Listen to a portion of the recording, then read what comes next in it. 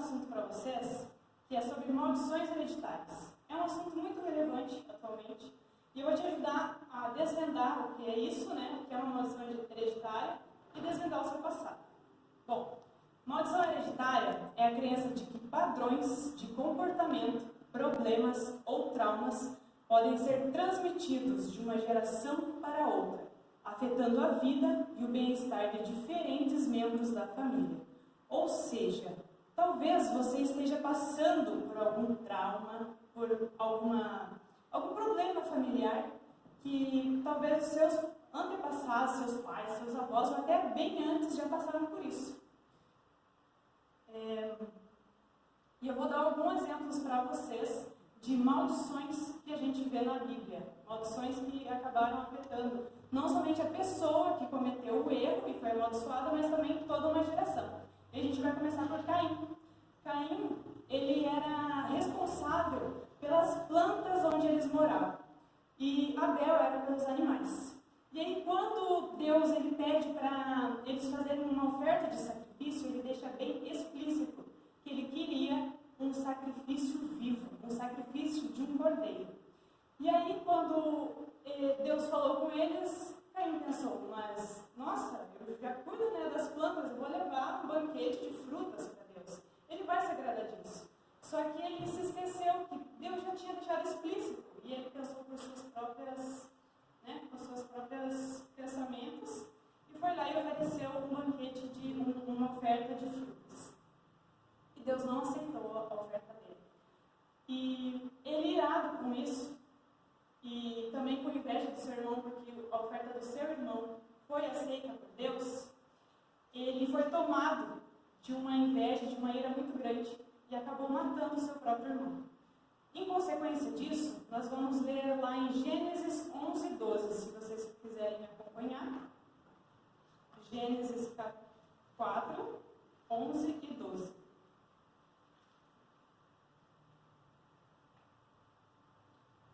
Lemos. E agora você é maldito sobre a terra, cuja boca se abriu para receber da sua mão o sangue do seu irmão. Quando você cultivar o solo, ele não lhe dará a sua força. Você será fugitivo e errante pela terra. Ou seja, agora imagine você, começou aí um trabalho, fez uma faculdade, já tem assim, uma habilidade com isso. E aí você comete um erro tão grande que Deus fala para você agora, você não tem mais essa habilidade. Então, aquele que era, você conseguia prover por aquilo, você não vai mais conseguir. Então, talvez, Caim passou por fome, dificuldade, e não somente ele, os seus filhos, os seus netos, os seus bisnetos, e toda uma geração. Vamos para o próximo exemplo. O exemplo de Eli e seus filhos.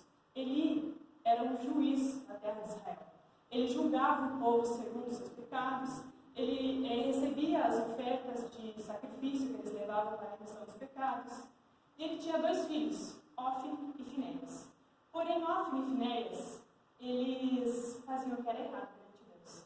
Eles roubavam parte do sacrifício em que o povo levava para fazer a remissão dos seus pecados. Eles roubavam e comiam. E também tomavam mulheres para si, muitas mulheres, fazendo com que a casa de Deus, o templo de Deus, fosse profanado.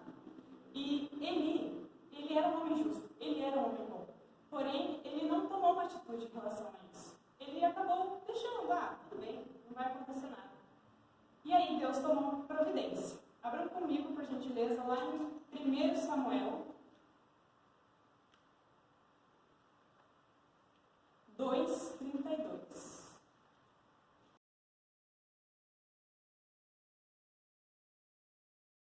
Então o povo foi se afastando, porque Eli era como o pai daquele povo. Ele era o juiz, ele era como o pastor de uma igreja. Ele mostrava o caminho para os seus filhos, mas ele não estava fazendo isso. Ele estava fazendo o que era errado perante o Senhor. E aí, numa dessas guerras que teve entre o povo filisteu, o povo estava tão distante de Deus que eles, naquela época, eles criam que a Arca da Aliança, ela tinha a presença de Deus. Então eles queriam que a Arca da Aliança estivesse na guerra com eles, para que eles tivessem a presença de Deus e assim eles pudessem ganhar essa guerra. Finéias foram levar essa arca na guerra. Chegando lá, eles perderam a guerra e Hófni e Finéias morreram no mesmo dia e na mesma hora. Quando Eli recebeu essa notícia, não sabemos se ele teve um ataque, um mal súbito, mas ele estava sentado e quando ele recebeu a notícia, ele caiu para trás, bateu a sua cabeça e morreu, fazendo com que a sua descendência não fosse mais juiz da terra. Ele acabou com a sua vida, ele acabou com a vida dos filhos, a descendência dos filhos, no caso, os netos de Eli, eles ficaram miseráveis na terra, eles não tinham o que comer. E eles tiveram até que pedir alimentos para o próximo juiz, que nós vamos falar no decorrer da pregação. O nosso próximo exemplo é Saul. Rei Saul foi o primeiro rei de Israel. Quando Deus colocou Samuel no lugar de Eli, Samuel ele foi juiz por muitos anos na terra de Israel. E aí, quando ele estava velho e o povo já queria outro juiz, no caso, ele acabava morrendo, os seus filhos, eles também andaram por lugares que não deveriam, eles fizeram o que não deveriam, então o povo não queria que os filhos de Samuel fossem os próximos juízes. Então, eles pediram um rei. Deus ficou chateado com esse pedido. Ele sentiu que foi rejeitado pelo povo. Mas mesmo assim, ele cedeu e ungiu o rei Saul como rei, primeiro rei. Mas Saul, ele também teve algumas coisas que ele fez de errado. Ele era um homem bom, era um homem justo. A Bíblia descreve que ele era um homem muito bonito e que se destacava entre o povo, porque ele era o mais alto desse povo. Porém, no seu primeiro ano de reinado, ele acabou desobedecendo a ordem de Deus. Eles estavam indo para uma guerra contra os filisteus novamente. E Samuel disse a ele: vá e até 7 dias eu estarei lá com você, para que possamos fazer um sacrifício, para que assim vocês possam ganhar a guerra. E então o rei Saul foi, e estava esperando Samuel, e Samuel não chegava. E passavam 1, 2, 3 dias e nada de Samuel para fazer esse sacrifício. E os filisteus estavam chegando e nada. Então os seus soldados começaram a fugir. Mais da metade dos seus soldados fugiram para cavernas, para lugares que estavam ali próximo. E ele começou a ficar ansioso, desesperado. Os soldados que estavam com ele começaram a pressionar ele, mas mal sabia ele que era uma prova. Deus estava provando para saber se ele realmente queria ser rei e queria obedecer a Deus. E, infelizmente, ele não passou nessa prova, porque ele fez o sacrifício antes do Samuel chegar. E o seu sacrifício não foi aceito por Deus, fazendo Deus ficar muito triste ter se arrependido de colocá-lo como rei. Mas Deus, ele deu uma segunda chance para o rei Saul. E alguns anos depois, Deus pede para ele ir até uma cidade que não servia a Deus, uma cidade pecaminosa, e pede para que ele mate todos, queime tudo e não deixe sobrar nada, nem gado, nem criança, nem mulher, e queimasse a cidade. Porém, ele foi, talvez já há alguns anos no reinado, talvez o poder subiu para a cabeça dele e ele já não estava mais sabendo como agir. Ele foi, matou algumas pessoas, na verdade todos, menos o rei. O rei ele levou para Israel e também levou os animais, no intuito de fazer um sacrifício para agradar a Deus. Mas ele desobedeceu.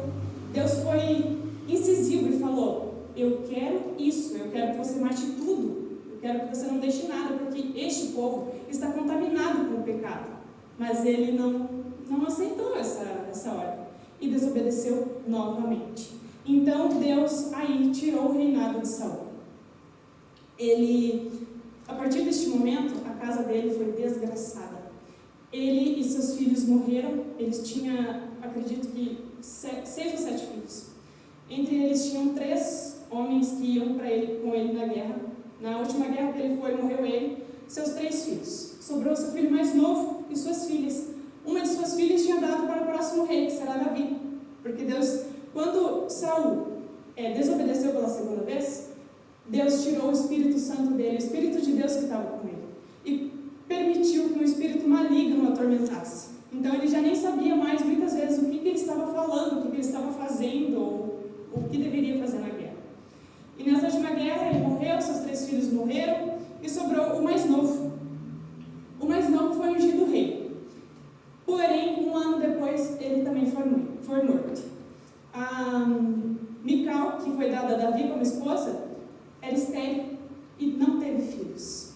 Toda a sua família, no mesmo dia em que ele morreu, foi morta. Todos os seus filhos, todas as suas noras, seus genros e os seus netos também. Diz na Bíblia que ele tinha 2 concubinas, depois que ele virou rei, ele tomou também mulheres para ele, e os filhos dessas concubinas foram todos mortos enforcados. Ou seja, a descendência dele não teve descendência, no caso, né? Só um entre eles, que foi o filho de Jonatas, seu filho mais velho, Mefibosete, que ele sobreviveu, porém ele virou coxo, teve um filho, mas não teve, na Bíblia não diz, mas não teve continuidade. E o reinado daí foi passado para outro, que é Davi. Davi é o nosso próximo exemplo. Davi era o homem segundo o coração de Deus. Davi era um homem bom. Davi fazia tudo conforme Deus gostava. Tinha um coração quebrantado. Porém, talvez ele tinha uma inclinação, talvez um espinho na carne, em que ele se atraía pelas mulheres. E acho que ele tinha mais de 10 mulheres, entre esposas e concubinas, porém, uma chamou muita atenção dele. Porém, essa uma era casada. E um dia ele não saiu para a guerra, ele estava em seu palácio, e ele viu essa mulher tomando banho, e ficou muito atraído por ela. E ele decidiu chamá-la, pediu para chamá-la, foi até os seus aposentos e se deitou com ela. Depois de alguns dias, ele ficou sabendo que ela engravidou. E talvez tomado de um desespero, percebeu que tinha errado e errou novamente, pois além de ele ter adulterado com ela, ele manda matar seu marido, Urias. Era um dos seus soldados mais leais, e ele perdeu um soldado por conta de uma mulher que ele se apaixonou por talvez uma atração, e então ele manda matar Urias. E aí que as consequências começam a vir à tona. Gostaria que vocês abrissem comigo em 2 Samuel 12, 11. Capítulo 12, versículo 11.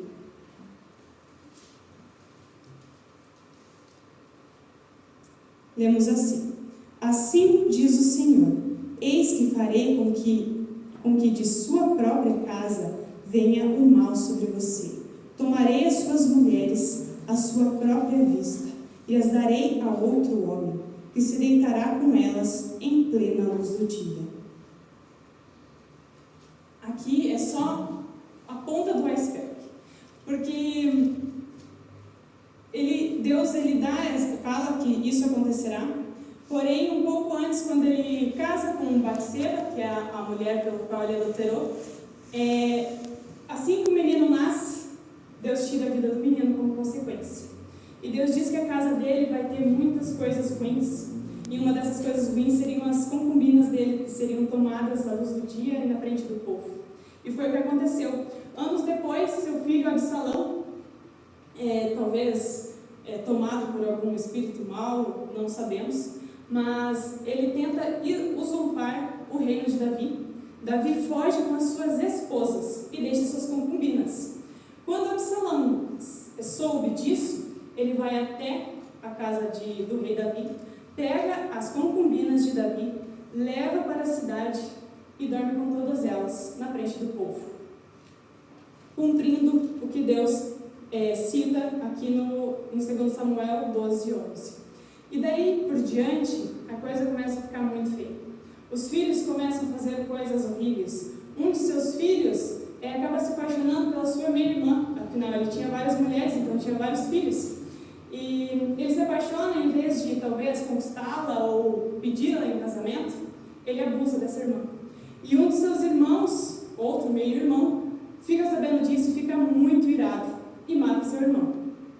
E aí começa uma luta entre eles mesmos, na própria casa de Davi.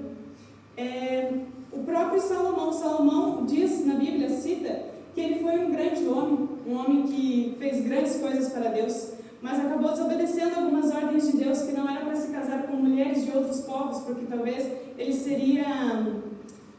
faria coisas que não deveria, influenciado por elas. Mas ele não atendeu, e talvez ele tenha pecado a mesma coisa que seu pai pecou. mulheres. A mesma coisa com Absalão, com Salomão, e aí por diante. Vamos para o nosso próximo exemplo. Ló e suas filhas. Ló, ele vivia numa cidade que Deus destruiu, mas por mediação de Abraão, ele se salvou, porque ele era o único homem achado por Deus justo naquele lugar. Então Deus envia 2 anjos para acompanhá-los, para que eles possam fugir em segurança. E Deus diz que se algum deles olhasse para trás, eles virariam pedra. Talvez a mulher de Ló teve muita curiosidade, não sabemos o que aconteceu, mas ela olhou para trás e infelizmente ela morreu e virou uma estátua de pedra. Então seguiu Ló e suas 2 filhas. Ló temeu muito a Deus, ele viu a destruição daquelas cidades. E ele, tomado de tanto medo, ele se escondeu em algumas cavernas daquela região. E suas filhas acharam que tinham sobrado só eles, só os 3. E para que essa descendência continuasse, elas conversaram e, bom, a gente vai ter que tomar uma atitude. Então, vamos embriagar nosso pai e deitar com ele para que a descendência dele continue. Por muito tempo eu fiquei pensando, mas que tipo de filha seria essa? Que chega e pensa que, nossa, vamos deitar com o nosso pai para que continue. Talvez eu pensaria, não, eu vou dar uma volta, mesmo com medo, né, do que pode acontecer, eu vou dar uma volta, ver se eu acho alguém, vou ir em alguma cidade, ver se realmente não tem mais ninguém. Mas, esses dias atrás, eu percebi que talvez não, porque Ló foi negligente. Ló, ele morava numa cidade pecaminosa. Talvez as suas filhas estavam acostumadas com o mal que aquela cidade fazia, que aquela cidade praticava. Porque quando os anjos foram lá buscar eles, lá na cidade, para tirá-los de lá em segurança, homens e crianças daquela cidade foram até a casa de Ló, pedindo para Ló esses anjos, para que eles se deitassem com esses anjos. Eles não sabiam que eram anjos, eles achavam que eram homens. Mas imagine, homens e crianças indo lá para se deitar com aqueles homens. Então, o nível que essa cidade estava, pecaminosa, era muito grande. Então, as filhas de Ló, provavelmente, elas estavam acostumadas. E aí vem uma pergunta, uma reflexão. Onde você tem ido? O que você tem assistido? Será se alguns pecados você já esteja normal para você? Já esteja, sim, tudo bem, isso aí nem é tanto assim. Bom, elas provavelmente tiveram esse pensamento. E os filhos delas, que cada um teve um, futuramente se tornou 2 grandes povos, povos inimigos de Deus, povos que futuramente travaram guerras contra o povo de Israel, contra o povo de Deus. Eles eram povos amaldiçoados, que eram os Moabitas e Amonitas.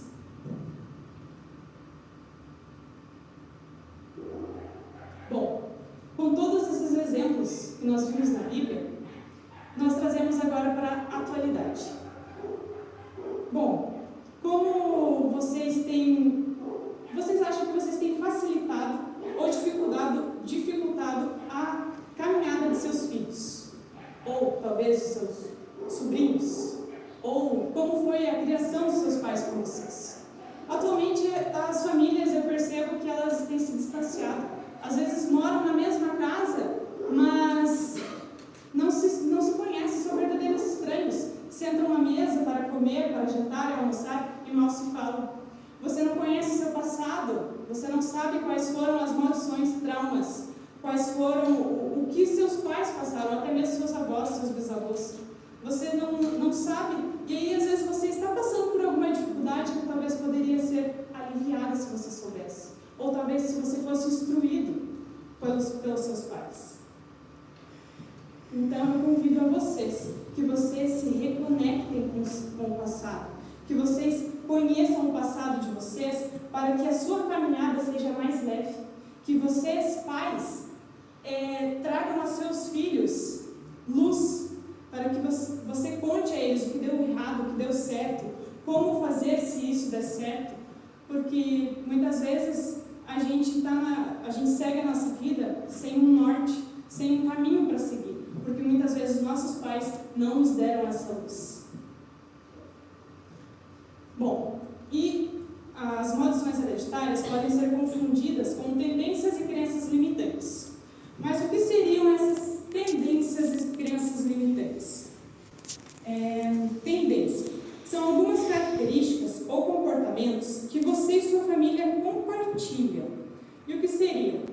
Talvez obesidade. Você tem ensinado ou você tem o comportamento de ter uma alimentação saudável? De comer aquilo que vai fazer bem para o seu corpo? Ou será se você come qualquer coisa, qualquer bobeira? Ou será se você dá para o seu filho tudo que ele pede? Mesmo sabendo que isso é ruim, mesmo sabendo que isso vai fazer mal para ele e talvez trazer alguma debilidade. Idolatria. Antigamente, as pessoas elas idolatravam estátuas, ídolos, amuletos. Hoje em dia, essa idolatria está mais voltada a famosos, cantores, talvez políticos. Tem gente se matando por político. Eu prefiro Lula. Eu prefiro Bolsonaro. Então beleza, então vamos brigar. Isso é uma forma de idolatria. Adultério. Talvez na sua família já tenha casos de adultério. E talvez isso já esteja intrínseco em você. Mas se você já sabe disso, se você tem essa tendência, você tem como mudar. É só você conhecer o passado e mudar o seu pensamento. Doenças genéticas. Muitas vezes a gente vai no médico e quais são as primeiras perguntas que eles fazem? Tem algum caso de câncer na sua família? Tem alguém com hipertensão? Por que eles fazem essas perguntas? Porque talvez você já tenha dentro de você algo que pode ativar. É a mesma coisa com todas essas coisas, obesidade, idolatria, adultério e o restante das coisas. São coisas que estão dentro de nós, que já veio de geração em geração. E muitas vezes, se você não cuidar, você pode ativar isso. Alcoolismo e drogas. Essa é uma questão bem atual mesmo. Antigamente tinha bastante, mas acredito que hoje é bem falado. Essa é uma coisa que passa mesmo, principalmente drogas. Sabe que tem uma droga que, se a mãe é usuária dessa droga e ela está grávida, quando ela tem o bebê já nasce viciado. Então, tudo mostra que tanto maldições quanto tendências, ela já está intrínseca no nosso ser. Ela já vem conosco, mesmo que a gente não tenha culpa. Parece um pouco injusto, mas nós vamos ver daqui a pouco que tudo tem solução. Tudo tem algo para que possamos fazer para que essas coisas não nos atinjam de forma negativa. Também envolve doenças psicológicas, mentira. Talvez se você tenha algum familiar com depressão, ansiedade, isso pode sim afetar você. E se você souber como foi para o seu antepassado, como foi para os seus pais, seus avós, talvez seja mais fácil para você lidar com isso e se curar dessas doenças. Como superar essas tendências? Ali estão alguns exemplos. Atividade física, alimentação saudável, adoração a Deus, criando novos padrões, sendo fiel a Deus e a si mesmo. Bom, agora a gente vai para crenças limitantes. O que seria crenças limitantes? Crenças limitantes são pensamentos ou convicções que te impedem de alcançar o seu potencial máximo, de realizar os seus sonhos e de viver uma vida plena. Ali estão alguns exemplos de pensamentos, de crenças limitantes. Eu já ouvi muitas pessoas já falarem isso. Já é tarde demais para começar, para recomeçar. Não vou passar, não vou conseguir, não vou aguentar. Os outros são melhores do que eu não mereço, eu não tenho tempo, eu não tenho dinheiro. Quantas pessoas têm falado isso e têm deixado o seu coração, a sua mente negativa? O quanto isso te trava, o quanto isso faz mal para si mesmo. Já ouvi pais falando isso para os seus filhos, já ouvi as próprias pessoas falando a si mesmas. E o quanto o poder dessas palavras negativam o nosso ser. Mas como a gente pode superar essas crenças limitantes? Aqui vai alguns exemplos. Eu sou amável, mereço ser amado, sou capaz de aprender e crescer. Eu mereço ser feliz e feliz vou me tornar. Sempre há uma chance de recomeçar. Eu consigo. A partir do momento que você começar a praticar essas frases, de você começar a aplicar isso na sua vida, eu tenho certeza que a sua vida vai mudar e que você será mais feliz, que você vai se amar e assim estar liberto dessas crenças que travam tanto a nossa vida. Mas, então, como vamos superar as maldições hereditárias? Deus, Ele nos deixa também algumas coisas pelo qual podemos fazer.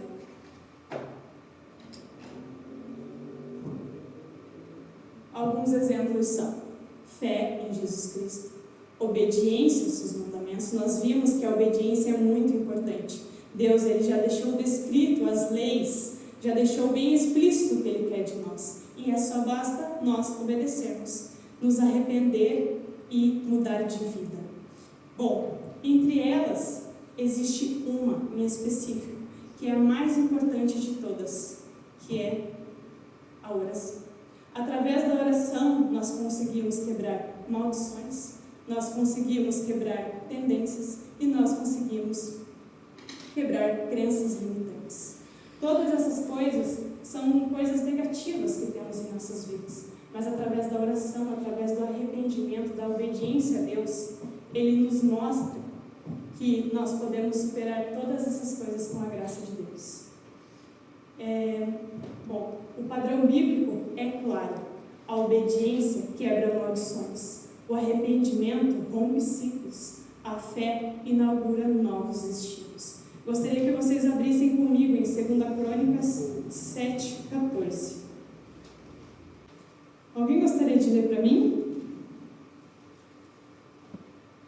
Se o meu povo que chama pelo meu nome se humilhar, orar e me buscar, e se converter dos seus maus caminhos, então eu virei dos céus, perdoarei os seus pecados e sararei a sua terra. Muito obrigada, irmão. Aqui nós vemos o quanto Deus é amoroso e o quanto Ele é justo. Mesmo que nós fomos amaldiçoados e não temos culpa disso, que parece um tanto justo, Ele fala para nós: se você se humilhar, se você orar, se você chamar pelo meu nome, eu te ouvirei e sararei a sua terra. Lá em 1 João 1:9, deixa eu só encontrar só um momento.